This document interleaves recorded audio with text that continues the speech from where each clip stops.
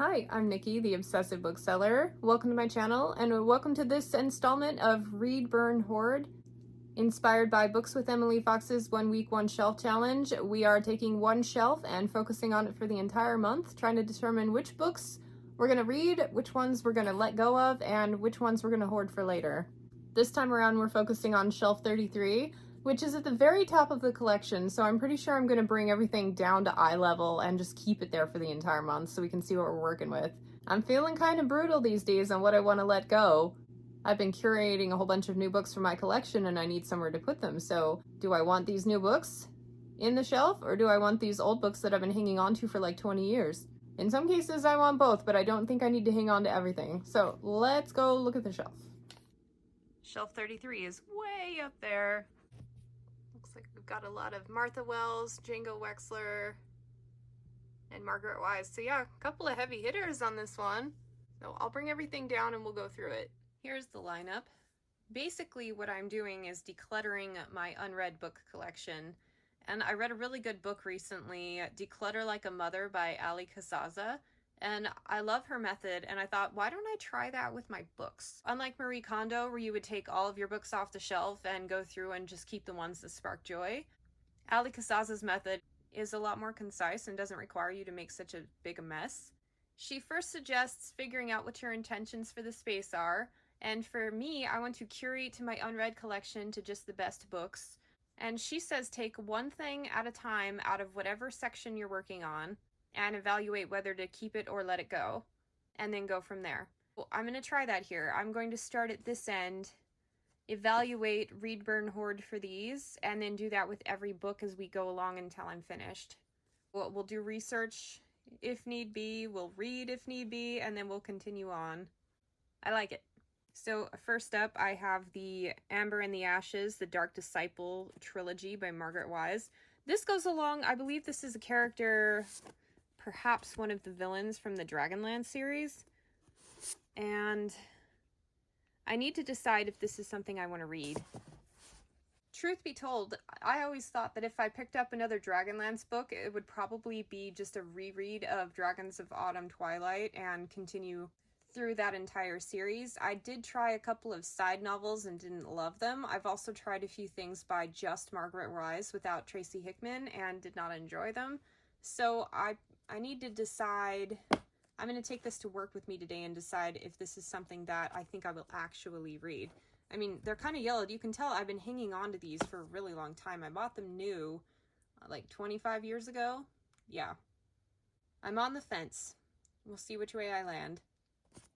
I did research on the Dark Disciples trilogy, and I loved Dragonlance back when I read it. I read the initial sets of like 3 trilogies plus the 2 random ones in between, everything that Margaret Wise and Tracy Hickman wrote, and I loved it. The ending of those is still among my top 5 like all-time favorite endings. I thought it wrapped it up so well. And the nostalgia factor of just thinking about that series has me kind of wanting to go back and reread it. And I have tried a few tangent related Dragonlance novels, and they never seem to be written as well. I have a hard time getting back into it. Like, they'll take like one character from the series and really expand on that. One random character, one random god. And I've got way too many things on my list to want to read something like that. But these ones I've held on to because they were written by Margaret Wise, and I thought if I were ever going to get back into some random Dragonlance novels, these would be the ones I would start with. I don't know if it was the nostalgia factor or just reading a couple of forums about this series, trying to see where it landed in the whole scheme of things, but it got me so excited about diving back into this world that I decided that this is going to be the one I'm going to read for the challenge this month. So as you can see, I'm already about 50 pages into it.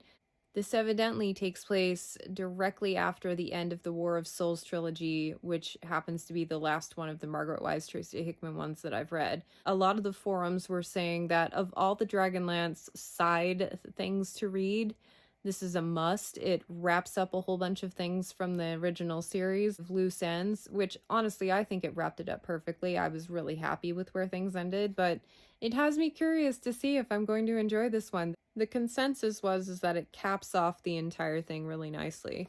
So I was lucky enough to pick up the entire trilogy. Audible was having a sale for about like $8 for the whole thing.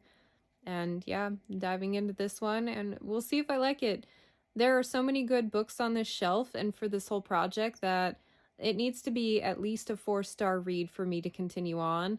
At 50 pages, it's kind of dealing with the aftermath of the previous trilogy, and it hasn't really gotten going yet, but I do remember reading that it does take a little bit to get its feet under it.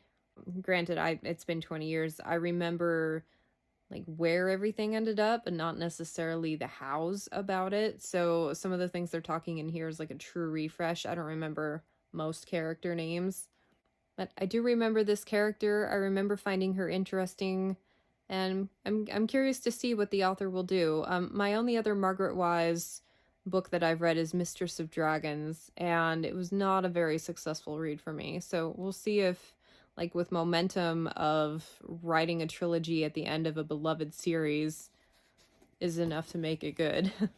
Hopefully I enjoy them. It would be really sad to unhaul these after hanging on to them for so long, but I'm going to plunk them up back on top of the shelf as keeps, and we're going to move on to the next book in the lineup.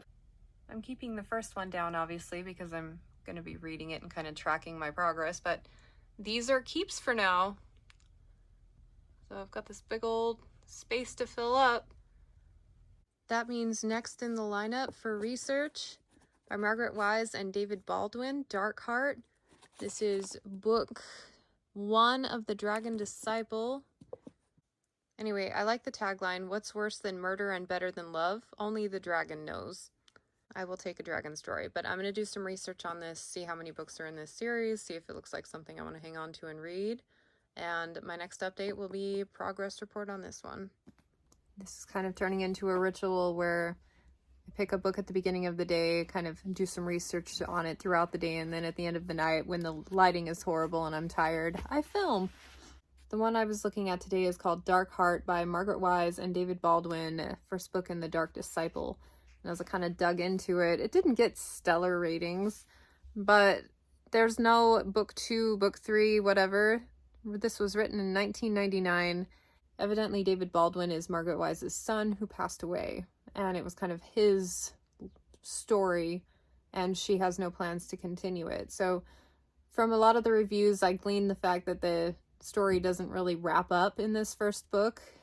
And okay, so that aside, I probably wouldn't want to read it. I find the whole thing incredibly tragic.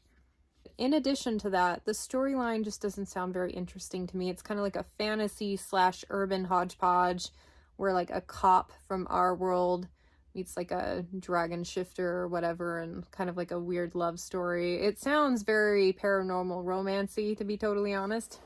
But it also sounds like the entire conflict in this book is whether or not they get together. Just overall, I'm surprised on this one because it was a random one and it had dragons. I figured it was a shoo-in that I would probably keep it, but this one is getting burned this month. I can't read them all, so I gotta be picky on some of them. I also have plenty of other Margaret Wise books that she wrote with Tracy Hickman that I keep wanting to get around to anyway, like the Rose and the Prophet series and one with darkness in the title, whatever. So let's take a look at what's next in the lineup. The Zoe Martin-Eek Investigation series. I love these big trade paperbacks for urban fantasies. They're so satisfying to read. I am really hoping that I like this one. It sounds a little more serious than some of the other ones that I've been reading. I have no idea what order these go in, so I'm going to do some research on these. This shelf has the benefit of being pretty definitive. Like, I'm finding I'm not really agonizing over a lot of decisions that I'm going to make this time around. But anyway, I did a bunch of research on everything that was left over, and I thought I'd show you what I'm going to do with them all. So I researched this series here, and Wraith is the first book in the Zoe Martin-Eek series by Phaedra Weldon. I really want to find a hidden gem urban fantasy, but I'm starting to realize that people who read urban fantasies are pretty well read in the genre, and so if one is really good, it tends to creep its way to the top. There's not a lot of things hidden. And part of that is because the genre is so small. It's easy to get through everything in a reasonable time frame if that's your main jam. So I did research on this one, and the biggest comment that gets repeated over and over again is that the character is very immature. She's supposedly 30, she acts 13, and above all things, the main criticism I have of a lot of the urban fantasies that I've thrown down and discussed is that the main character is an idiot. I can't abide it. For sure, I'm going to be letting go of these coverless copies of this series, and I debated long and hard about this one, but I thought, you know, these are available digitally. Chances are, now that I know that the character makes a lot of stupid decisions, I probably won't be gravitating towards picking this one up anytime soon. And so I think I'm going to burn this nice copy also this month, which is surprising to me. A book called Lost in Translation by Edward Willett. This is a standalone sci-fi. I know enough about it based on reading the back of the book that I would like to read it. I don't want Goodreads to skew my opinion of it one way or the other. In this universe, there's a society of empaths. They're called the Translators. And you have two warring factions, a human and another alien race. One human and someone from that alien race both join the Translators, and they have to work together even though they hate each other from their very core. Sounds like an interesting premise. And to boot, it's a really short book and a standalone. Keeping that. The Shadow Reader by Sandy Williams. This is book one of a trilogy. It's an urban fantasy kind of paranormal romance. I liked the idea of it. Things working against it is it focuses on the Fae, and it's my least favorite paranormal creature. But it had decent reviews. I like the excerpt on the back of the book. That went in its favor. Back like 10 years ago, when I started going through my library and trying to decide what to keep, what to let go, I said it looks great. The thing is I've bookmarked this on Goodreads, and I also have put in my wish list the audiobook version. I don't think I need to hang on to a physical copy anymore. Like, I've said this before, but I hoarded all of these physical copies back when this was the only format you could read in. Like, if you didn't have it on your shelf, you didn't have it at all. Ebooks weren't even a thing. So now that ebooks are a thing, and so are audiobooks, I don't need to hoard these as much. Because it doesn't have a cover, I'm letting that one go also, but I would like to read that at some point. Okay, now we get into all the fun stuff. These are the things that I'm keeping, essentially, but I'm going to go through them a little bit. So we've got The Wizard Hunter, The Fall of Ilrain, which I believe is getting a lot of republication these days since Martha Wells has gotten so popular with her Murderbot series. Now, I knew that this author's writing worked for me quite a bit before Murderbot even came out. Based on the first line of this book, it was 9 o'clock at night, and Tremaine was trying to find a way to kill herself that would bring in a verdict of natural causes in court when someone banged on the door. It's just cheeky. This author and I get along. I was almost certain that this is the one I was going to end up reading for the project, but I, got swept up in the Dragonlance excitement. So if that one doesn't go well, I'll pick this one up, but I would like to read these at some point. This is a trilogy. I have 2 coverless copies. Maybe I should pick up one of the reprintings if I end up liking it. But yes, definitely keeping those. Spent money on a new release this year, The Witch King, also by Martha Wells. And, I mean, this copy is gorgeous. I don't think I'm going to get rid of it unless I've actually read it because it's such a nice copy. But, I mean, they're kind of a dime a dozen. They came in some sort of box subscription. And I happen to have gotten this one off of Pango, but we're definitely hanging on to that. We've got the Cloud Road series. That's not the actual name of it, but I've actually read this first book. And the flora and fauna, the world building in this book, are second to none except for maybe the Stormlight Archive. And that's saying a lot. Like, the world building aspect to me is my all-time favorite thing when I'm reading. I love being transported to a new place.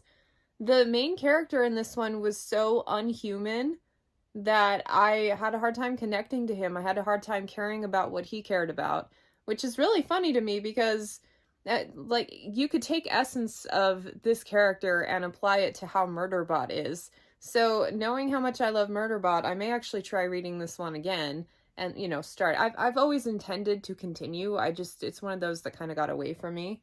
If you like good world building and non-human characters as much as I do, this is a really good one. Even though I've read this one, I put it back in this section because I would need to reread it before continuing on. It's a trilogy, I believe, and then there are a couple of, like, novella compilations that you can get set in the same world. It's like Raxura. So that one's good. Then we have books 3, 4, and 5 of the Shadow Campaign series by Django Wexler. I just recently read the second book, and it's one of those that I would like to have read. The act of reading it, I'm not enjoying them as much as I wish I would, but it's good enough that I want to see where it's going. I like the characters. These are definite keeps until I get fed up and DNF the whole series. It happened once, it could happen again. But much more successful, the Burning Blade and Silver Eye series starting with Ashes of the Sun by Django Wexler. I have these really ugly red, black, and white copies. I ended up with this one as a gift. And then instead of returning it and getting the like really colorful trade paperback copies that I wanted, I found this one on Pango. It's a signed edition. So now I have a mismatched set.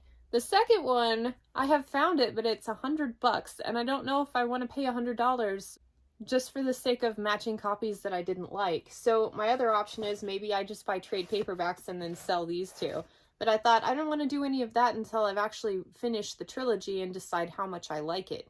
Do I like it well enough to have ugly hardcovers? Maybe. I read the first book. I really liked it.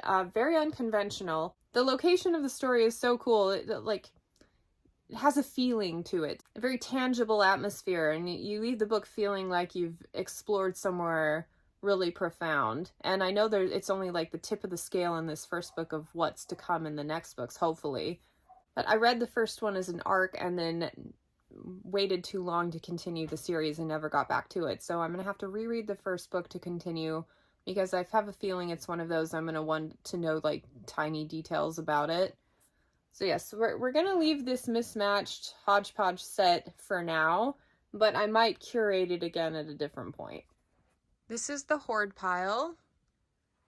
This is the burn pile. And then they'll go way up there. We've got a couple of the reading ones that I'm doing. I'm going to try to make my way through that whole trilogy this month. But you can see I have unhauled so many from these two shelves side by side that I'm going to have a lot of space, which is great because I need to fit in all of those. And all of those. Let's talk about Amber in the Ashes for a minute. So I've made it to about the halfway point. The first half of this book was just okay. Kind of a lot of setup. The new chapter in this character's life. I do remember this main character. Her name is Mira. She's from the main series. And as you can see from the cover, she's got kind of a darker role in the story. It is kind of interesting seeing what's happening with her next. It has been so long since I read the initial Dragonlance series that I don't remember any of the side characters in here. Like, have we seen them before? It's quite possible we have, but they are reading as very much new characters that we're being introduced to. And I don't know, I was like, if nothing happens within the next few chapters, I might DNF this because it was just kind of reading as mediocre. I could see where the author was going with it, but it lacked any excitement. And then we switch characters. We're not focusing on Mira right now. And there's this pastoral setting with kind of like a monk sort of character, like a shepherd. And a lot of stuff happened within a really short time frame. And suddenly I am totally invested in this book. I want to know what's going to happen with that character. I'm really interested in the dynamics that she's starting to build. I was not expecting to be hooked when it gets flipped on a dime. Like people say in books all the time, oh, just keep reading. Like you'll get to a point where it'll suddenly be worth all of your effort. Usually if I keep reading, it's not worth my effort. But in this case, it actually did. It's about halfway through it. It finally clicked. For the foreseeable future, I am invested in it to see where things go with that other character. It's been a relatively quick read as well. These like old school mass market paperbacks, I can kind of fly through them. It's very gratifying. So I will check in when I finish the book. I finished the book. Kind of lackluster near the end, I'm not going to lie. The beginning parts were interesting. The middle part, something happened that really engaged me in the story again. I love the dog, but like as soon as the dog wasn't in the story anymore, I sort of lost interest. I kept looking for opportunities to like this story less than I did. Like, I've read another book, The Mistress of Dragons by Margaret Wise, and I really don't enjoy her without Tracy Hickman adding to the picture. And in this case, it felt like there wasn't enough story and substance to sustain the page count. There were only like a couple of key element things that happened throughout the whole thing. And also, the characters for me felt very one note. I don't remember Dragonlance. Like, I mean, they weren't the best in-depth character explorations I've ever read by any means, but they were a little bit more thorough than these ones here. The main character, Mina, lacked, like, personality. She was so subservient and docile and blindly following that she really doesn't feel like a real person to me. She's more of a pawn for the gods, like a powerful pawn.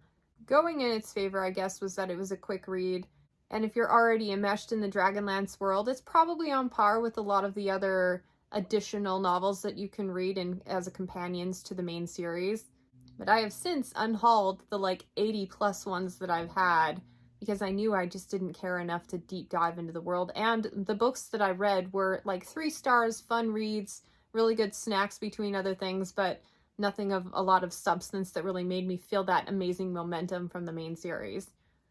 It wasn't as good as I hoped. It was probably a little better than I expected. I'm landing at a 3 out of 5 star. I think there were enough like good 4-star moments spritzed throughout that it made up for the mediocrity a bit. And I was initially thinking, okay, I'll read the entire trilogy for this project. I always have higher ambitions than I have time. I don't think I'm going to waste time on a 3-star series right now. It's one that I think I would like to continue at some point. I can always add it to a draw for like an incomplete series challenge and hope it gets picked. Because this one, more than many that I've read, there are only like 4 characters. So I could probably pick it up in like 3 years and not have forgotten anything. So not a bad one, but not a great one either. Time for my favorite part, picking the shelf that I'm going to focus on next. This truly is like the best part of the whole thing. Shelf number 9. Thankfully, I'm not going to need a stepladder for that one. So that wraps up this month's project. Thank you so much for watching this series and joining along with me every month. Subscribe if you haven't already, and I'll catch you on the next one. Bye.